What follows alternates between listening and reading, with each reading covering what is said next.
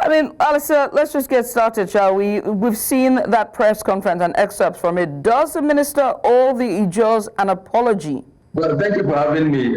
It's rather interesting times we are seeing. And for me, I will simply say sorry to the Ijaw nation, sincerely. I will say sorry on behalf of the minister. Not because I'm a president for the minister, but that the level to which the Ijaw nation brought themselves in with the kind of policy that they played is what has thrown up a Nyesom Wike that is now an albatross to the Ijaw nation. I don't believe in tribalism, sincerely. Most of you know me. I don't like discussing tribal issues because as far as I'm concerned, humanity comes first and the nation comes far above every other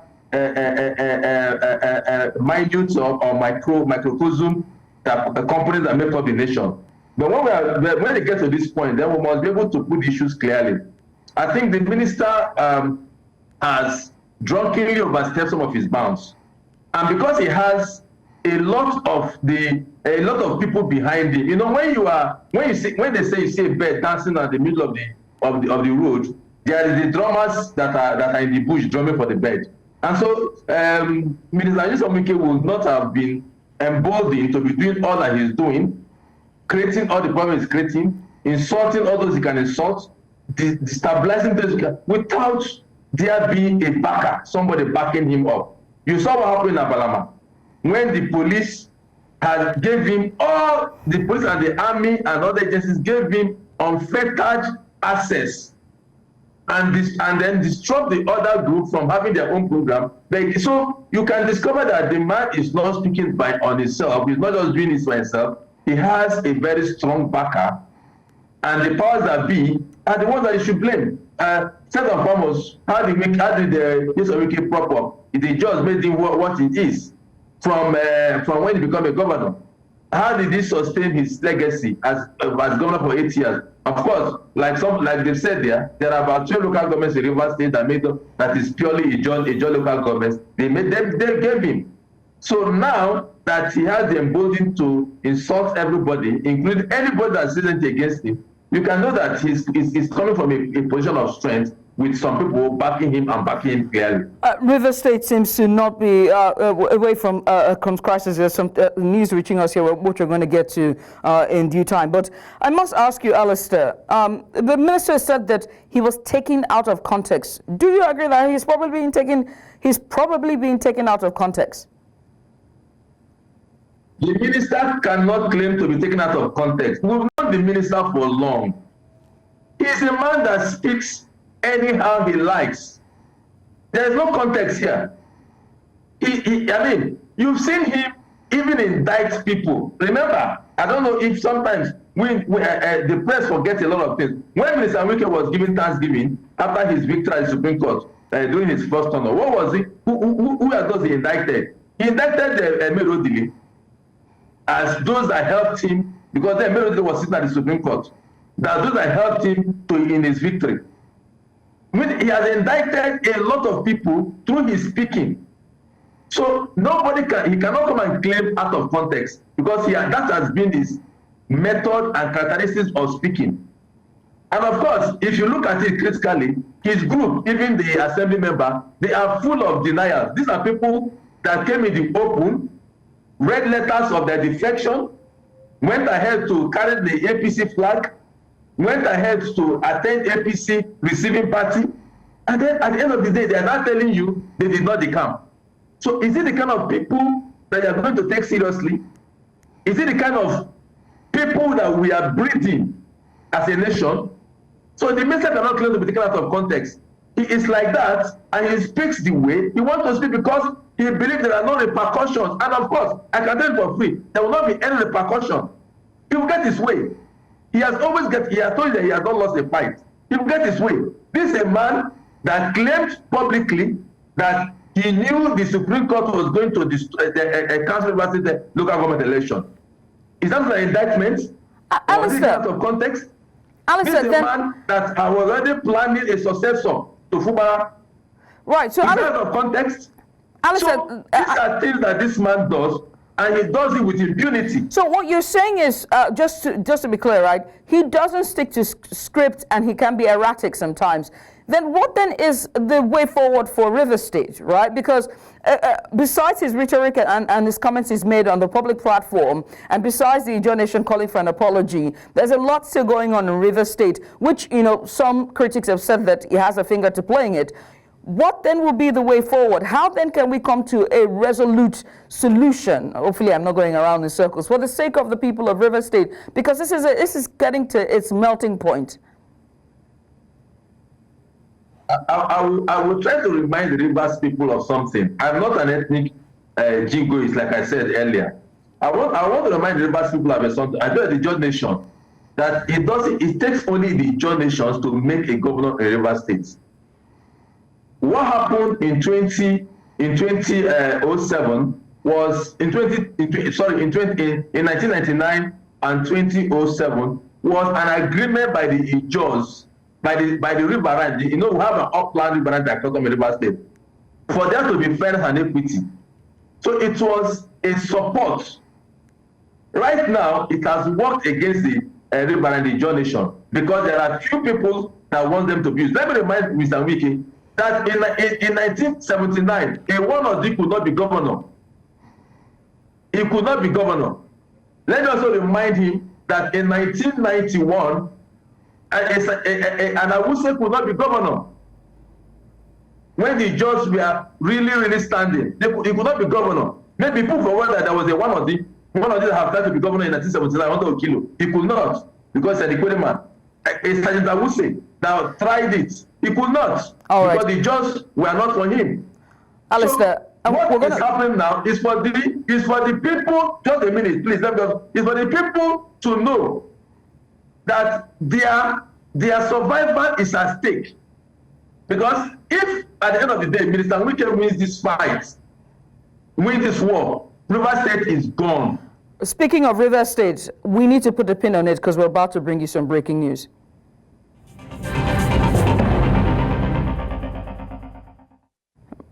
News you're switching out. An explosion has struck an oil facility in Ogba, Agbame, Ndoni local government area of River State, marking the second major incident in less than 12 hours. The blast occurred at a manifold connecting federal line in Okwariwa area, Onelga, on Tuesday morning, sending massive flames into the air. According to eyewitnesses, the explosion happened at a facility that conveys petroleum products from Saplat, Ajib and Shell, serving Onalga and parts of Imo State to Brass in Bayelsa State. It was gathered that the facility is located at a distance from residential homes, minimizing the risk of casualties. So we do not know the case of casualties at this time. Now, this is the latest explosion that comes on the heels of a similar incident at the Trans-Niger pipeline operated by Shell Petroleum Development Company, that's a SPDC, which transport oil to Bonny Terminal. The River State Police Command has confirmed that 2 individuals has been taken in for questioning in connection with that, the first explosion that happened earlier yesterday. While the cause of the blast is yet to be determined, the police are working to uncover the circumstances surrounding the incidents. If this continues, the Nigeria oil sector is in great risks, given the fact that oil is the major aspects of our export. That's for certain. Again, just breaking news, another explosion has struck an oil facility in Ogba, Egbema, Ndoni local government area of River State, marking the second major incident in less than 12 hours. Mr. Fineface.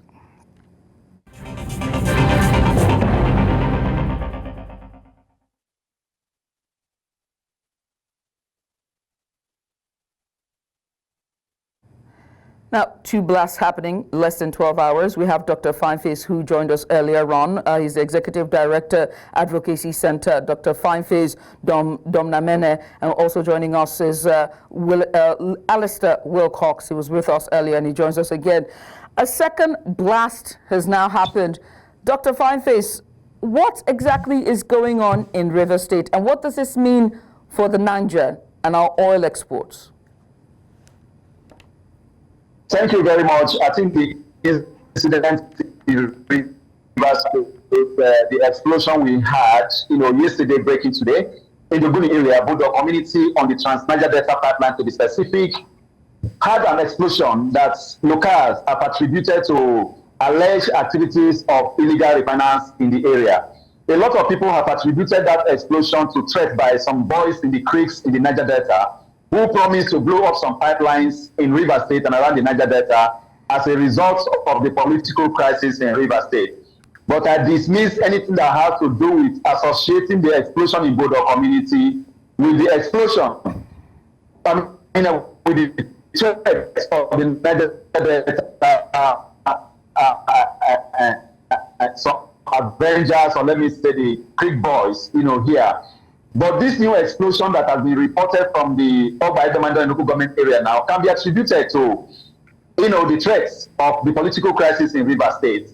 And if this has occurred, as we have now experienced in Onega, less than 12 hours after the incident, that within the next 12 hours explosion and blast of pipeline, in the Niger Delta or parts of Rivers State as a result of the political crisis. So while I can attribute what has happened in Onega to the threat by the Creek Boys, I will say that what happened in the Ogoni area cannot be associated with that particular incident, because the Ogoni people, they are different ethnic nationality. They have no issues with their Calabari brothers or with their Ijaw brothers or with the Kweri brothers, who are the major parties in this political crisis in Rivers State. So that is where I will say that the Onega incident associated or may be associated with the Creek Boys threat, while the incident in the Ogoni area was as a result of the regular OSP explosion that we normally have. Right. Let's come to you, Alesta. Less than 12 hours, your take. Is this in connection? Is this a spillover of the political crisis? We're seeing a second explosion. What do you say? The first explosion, I would have dismissed it. I would have dismissed it as just a coincidence, because, like the gentleman have said, well, the organism seems not to be drawn, even though everybody in Rivers State now is political.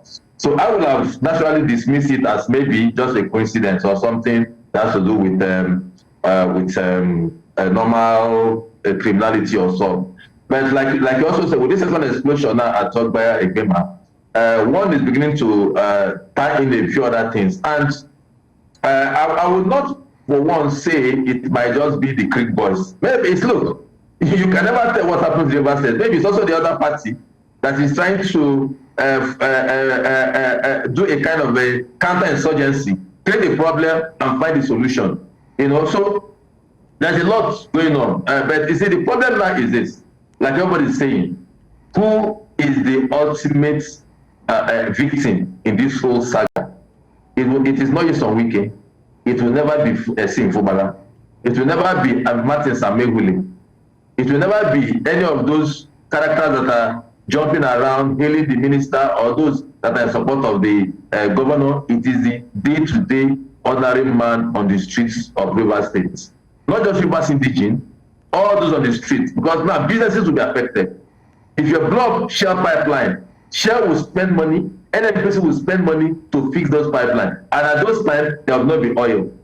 And it will not be, if it is truly an action that has to do with the current crisis, then it will not be limited to Rivers State. Bayelsa State will be affected. Delta will be affected. And you never know if you get to Akwa Ibom and other places. And then it becomes, we'll now go back to what we have left before. So this thing, the people have, for one, that there are potential for this. Anything. Look, as far as I'm concerned, nothing, nobody's ambition, nobody's defense, nobody's political survival is what a barrel of oil that comes to Nigeria. A barrel of oil, wasting a barrel of oil that is due to the government of Nigeria, this country. Nobody's ego, character, ambition is worth it. And that is why people are calling on the president to stand up. Because all this while, people have seen the president to be tilting towards one side. That is the perception of a lot of people. Across the spectrum. So now, if anything blows up Rivers State, who will ultimately lose? The country, because every 1 barrel of oil that is lost, one barrel of oil is lost. 1 barrel. You know what that will mean to the country, to the world. Oil price will go up. Now that we are managing to get a good fuel price in Nigeria, that will escalate. Because when oil price goes up and you don't have enough crude to refine at the Dangote refinery, what happens? We are back to square one. So right. the whole thing now box on the president's table if he wants to save this country and save all the humanities that will be affected in this country.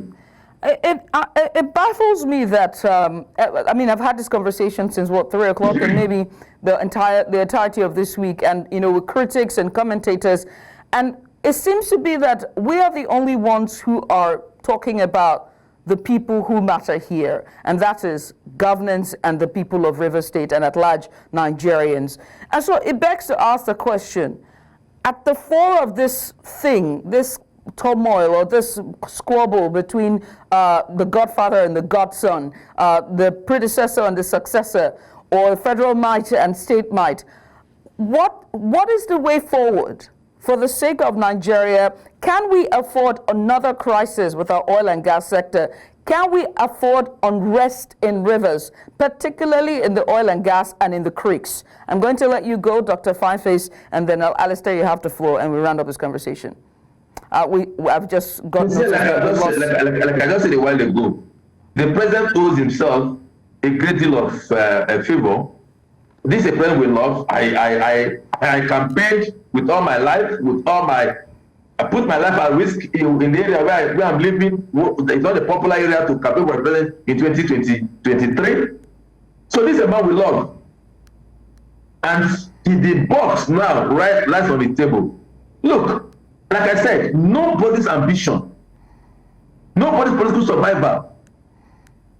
President Bola Tinubu could have won this election without Rivers State votes. He has won the election without Rivers State votes. So there is nothing he owes anybody as to allow what is happening to go on, because it is on the table. And I said it, 1 barrel of oil lost. Well, I don't know if sometimes we don't count the cost of things, because we know that there are few more in Nigeria. 1 barrel of oil lost has a ripple effect on the country, on the entire globe. Because with this explosion now, the world oil market will react. Because it will be seen that there is no problem in Nigeria, because it's an oil major country. And by extension, you will discover that if oil price goes up, now look at the price war now with Dangote and other players in the market. Now Nigerians are now seeing the benefit of competition, that fuel prices is nosediving. The first time in this country that what goes up comes down. Why? Because of stability in the international oil market. If this continues, if this happens, there will be stability. And it's not only price that will suffer. Fuel price will go up, diesel price will go up. Companies will incur more cost. The people of Rivers State will not have money. So it's a whole chain of events. And how do you think it will just be managed? You think they will go home and rest? Okay, even if you impeach Fubara today, you think people don't go home and rest? So the president owes himself a great deal of favor to call the parties now to have a meaningful and sincere action in resolving this issue. Look, he's the president of Nigeria, for goodness sake. He's not the president of Nyesom Wike or the president of APC or Zero. He's the president of Nigeria. And every part of Nigeria that should have a crisis is to his own disadvantage. And it should not happen under his watch. We have had it too much. We have had it for too long. Now, this is just one aspect. We are not seeing just one aspect. You know what they went to in Rivers State? When courtesy, when all kinds of things was going on. You want us to go back to that thing and then avoidable loss of lives. Avoidable loss of life. Because when this starts now, when this trouble starts now, lives will be lost. Innocent lives will be lost. I come from Riverine area of Rivers State. I come from Riverine area. In those days, to travel between Port Harcourt and other Riverine area is a problem. Now, I want us to go back to that time, and then innocent lives will not be lost for the crisis of people that cannot sit down and resolve issues maturely. Innocent life, it will be their own life, not their children's life, but the innocent life of the man on the street.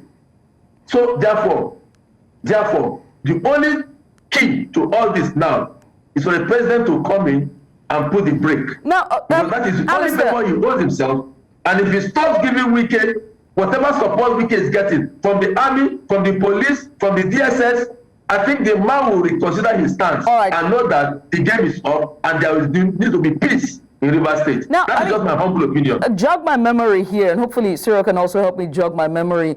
Didn't the president call Wike and Fubara to sort of be an intermediator between the two, and Fubara said that there was a meeting and Wike seemed to not be holding his own end of the bargain. Dr. Fineface, if you're there, respond to that. The way forward, was there a meeting earlier? Can the federal might step in to sort of quell the tensions and bring normalcy back to the riverine areas? In the stage that we are now in the political crisis in Rivers State, federal might can no longer do anything because the Supreme Court have made a pronouncement.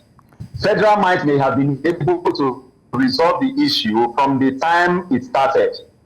And I believe that the point of bringing in federal might was when Mr. President invited parties to the political crisis in Rivers State. And they arrived at the 8-point agenda that part of it was implemented by the governor.